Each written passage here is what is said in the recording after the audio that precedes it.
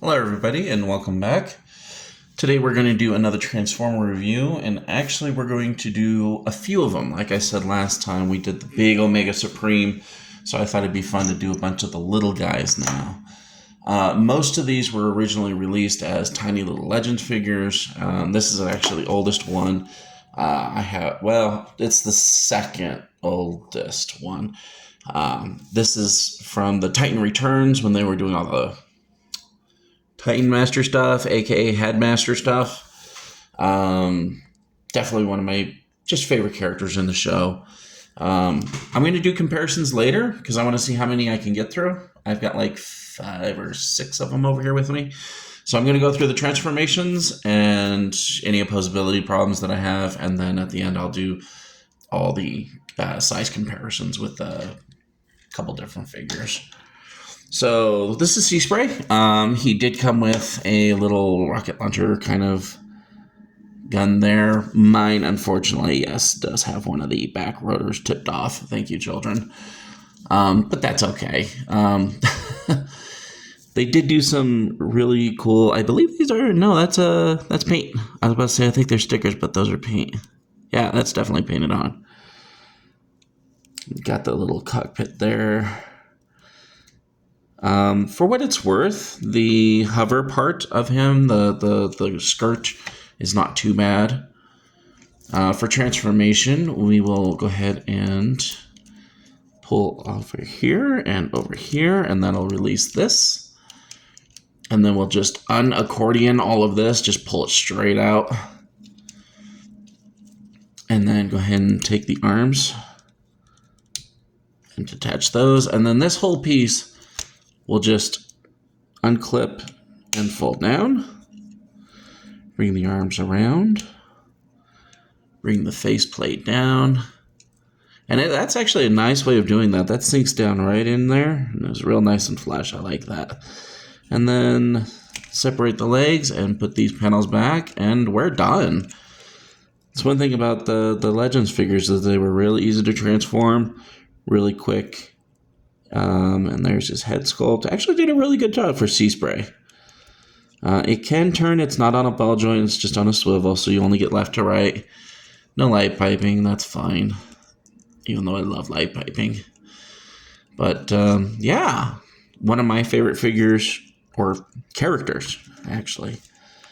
And I think they did a really good job with him. Now, he does have the 9mm port for standard weapons, but he also does have this slot for his weapon in particular, and just slots in right there. And you're all set. Fantastic figure. He does not have a waist swivel at all. This is all locked in. But other than that, he does have some weird opposability with the way that his legs accordion up into himself. And then these are on ball joints. Actually, this is a really good chance to... I was going to say something about this one time, but that's what a ball joint is. These tend to wear out. I've got a chrome dome, I believe it is, or a damn. And this is why I don't like them. There we go, because they're really easy to take out, but not really easy to put back in. And they do just, the more that you mess with it, it's going to shave off and wear it down with time. They're still nice and tight, even though I've done this probably 100 times with him. But, yeah, definitely one of my favorite characters. I'm glad they did do a remake of him and give him a fresh new mold that's not really shared with anybody that I've seen. Next, we are going to go let's go backwards. This is the only Combiner Wars figure that I'll actually do a review on, just because it's quick and easy. I just wish that he was red. I got the Generation 2 version of Powerglide. He came with the Generation 2 version of Superion, which was a disaster. I have none of him left. I think I gave him to the boy, and as soon as I was done, when I did this originally back in the day, it was just a garbage fest of a character for the main torso piece. I forget his name. But I kept him because, this is probably my favorite character in all of Transformers is Powerglide. I do wish he had more red on him. He's originally red. The underside there. The only thing that I've never really liked about him is how he had his arms tucked up under here. I'm not sure what that's supposed to be. He is an A10 Warthog, which coincidentally, like pure coincidentally, happens to be my favorite jet. They're tank killers. I love them. I don't know. We could go into that later, how they designed like the entire jet around fitting the main gun. Basically, they built the main gun first and said, okay, now we need a plane. But the one thing I don't like about this is that they actually designed him not to be part of the combiner, which I would have loved if you pull that up and then these up, and that happens a lot. They actually designed him to be a weapon for Superion. And we're going to put these in those slots. Flip this up and pull the landing gear down. And then just put it right back. These go down. God, he is a mess. And then flip this up. And I don't remember. Oh, no. Flip it up. Flip it up. I don't remember how these are supposed to be, if they're forward or backward. They slide out down for basically a heel spur or a in his robot mode. So we'll just put him down now anyway. And there's the gun. I mean, it's cute. You got the missiles there and all the guns here, and for some reason a backwards targeting sight because he would hold it like this. So I don't know why they didn't have this on some sort of swivel. You could flip it around. Maybe they just didn't have enough space or just didn't care. They did a lot of not caring back in the Combiner War days. And I'm glad to see that they're moving away from that and they're actually putting some detail and work and thought into their figures now. But yeah, I hate this. I think it's wrong. It's really easy to go into robot mode from here. You can move those aside, flip down his feet, they'll separate, there we go. And then, yeah, you can move these all the way down for added stability in robot mode. And then you're just going to detach these. Not like that. There we go. There. Just peg it out. And then fold the landing gear back up. His head is behind here. And then accordion this all down, and it'll lock in. And then you can put the butt flap down. As far as what the character is, yeah, like this is spot on. This is definitely Powerglide. He's not red, which makes me a little mad, but whatever. They went for G2 coloring. There's his face sculpt, which is, again, spot on. That's one thing Combiner Wars actually did right. He, again, there's no waist swivel. I'm not expecting that too much out of a Legends figure. You generally want that on your Deluxes and bigger, which Deluxe is just like what, I got him here, what Sideswipe would be. That's a Deluxe. But yeah, he didn't come with any other weapons for him. He does have the 9mm ports on the hands, so he can fit a weapon if you really want to have him have one.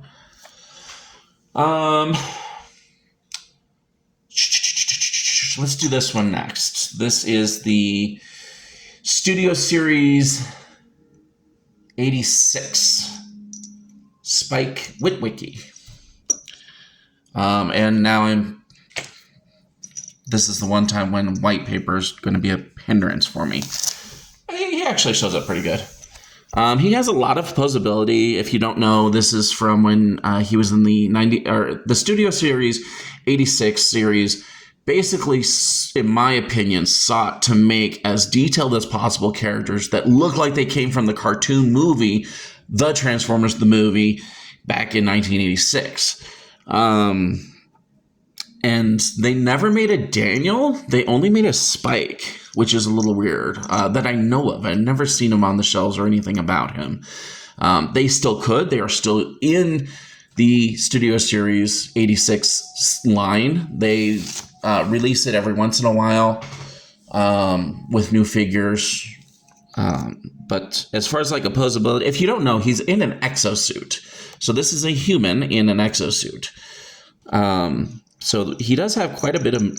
Oh, and he came with these little doodads. This is the only little flares that I keep with the actual character because they just look stupid on anything else. You can rotate these around for like a shooting mode. There was a scene in the movie where Daniel used these and he shot down a cover to a lid for an acid vat that was basically like Unicron's digestive system. And actually, let's go ahead and leave. Let's take, they bother me. Let's take those off. For transformation into vehicle mode. Oh, he does have a slider back here. So this will rotate all the way around. But he has a slider on the back. And you can move his head back and forth with it. So that was a nice little touch. For transformation, you're going to take the wheels down here.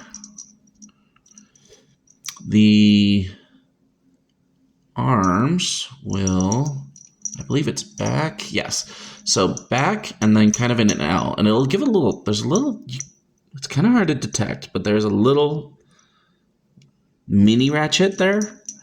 And then you're just going to plug in that empty space into the side. And these are going to stay in the firing position. And then just do the same thing with the other side. And then for the legs, which makes me wonder about his body. So you're going to twist these around. And then we're going to go all the way down with both. And then there's a second joint. So he has this joint here, but then there's a second joint right there. And we're going to bend up on that joint. And there is a little clip here and here. And there's going to go into the little slots there on his knees. Maybe. Oh, I actually did it. There we go. And then just do the same for the other side. And then there's a little clip in between the legs. You clip those together. It's not the most sturdy thing in the world, but for what it's worth, he does have rolling wheels. And, you know, it does pretty good.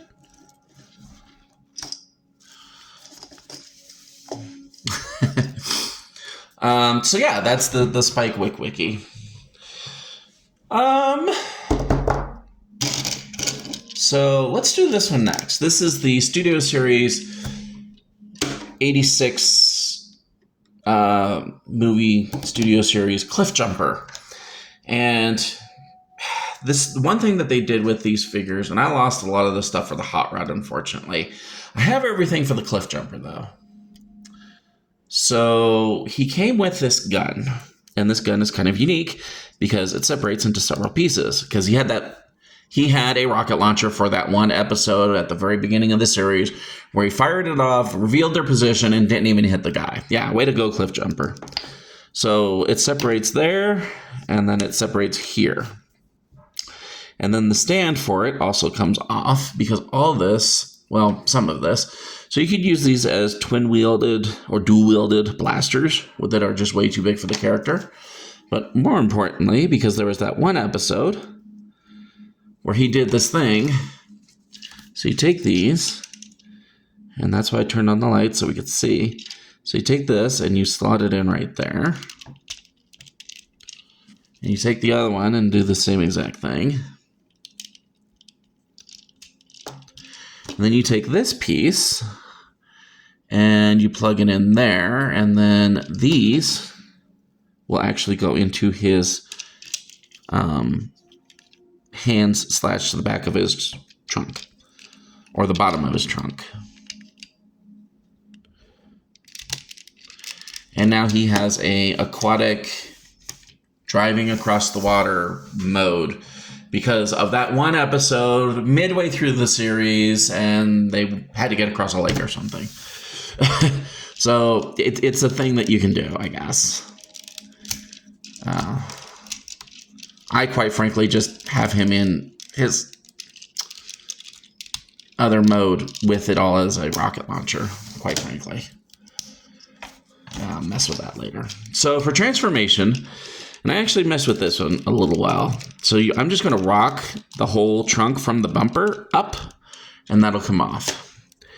And there's a little peg in there. We want to get that out because that'll be a piece later.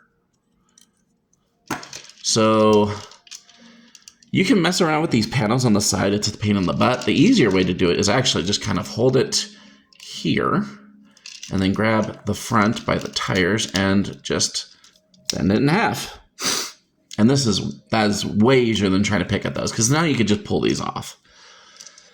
For the top, what we're going to do is move that and then tuck that under. Actually, I think I'm jumping ahead. Yeah, I am. Okay. Let's do the feet first, just because it's easier. So you're going to... Should be... Oh, there we go. Rotate that down. His leg will go up, and then you're going to find a spot where this peg can lock into the tire somewhere. There. That was actually kind of easy. And then just do the same. Rotate down, flip around, and then lock into place. And he's got these big old feet. So next, we're going to take the arms and split them. And then bring this up and rotate it around. So he does have the waist swivel, which is actually impressive for a figure this size. Now we want to... Yeah, I guess I already did it. So that was just... This was up in car mode. You take it down and then lock that down and then bring the arms up. And then squeeze this all together because it locks up at the top. And then just, yeah... Put the arms however you want them. Swing the hands around. And there we go. Yeah, there he is. Oh, no. One more thing. His backpack plugs in. There's a little spot there where his thing went into earlier. And you can clip that on the side. And he's got a little bit more heft to him. We're running a little over. I was going to do my Bumblebee, but he can wait. So let's go ahead and just do a bunch of size comparisons real quick. And actually, with all of each other,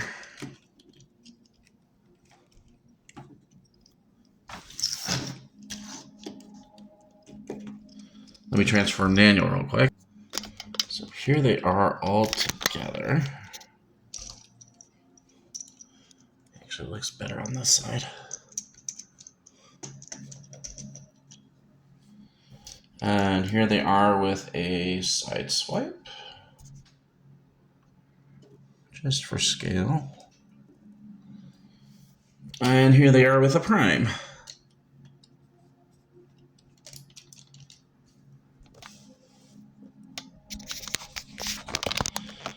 So they actually kind of all go together really well. I mean, that's about the right height for a deluxe. I think Daniel's maybe a little too tall. I don't know. It'd be interesting to compare him with a couple RC figures that I have. Because she's about a deluxe. Actually, that might be about right. Anyway, so we'll go ahead and put them all into their vehicle modes, which will make 0 sense whatsoever because the jet should be gigantic. But we're going to do it anyway. All right, there they all are in vehicle mode. Actually, I'm not sure how big Daniel's supposed to be. But the others actually line up really well with, the jet doesn't. The jet should be gigantic. Oops. Beep. If nothing else, Cliffjumper is actually in good size. Seaspray can vary, because sometimes hovercrafts are really big, sometimes they're not really big. It would depend on the exact model of this. I feel like it should be bigger, kind of like Sideswipe size, though. I mean, for what they are, though, I mean, you're not going to be able to do actual mass shifting. So,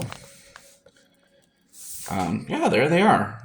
Again, some of my favorite characters in the series, except for I really didn't care about him. He's in the he's here because he's small.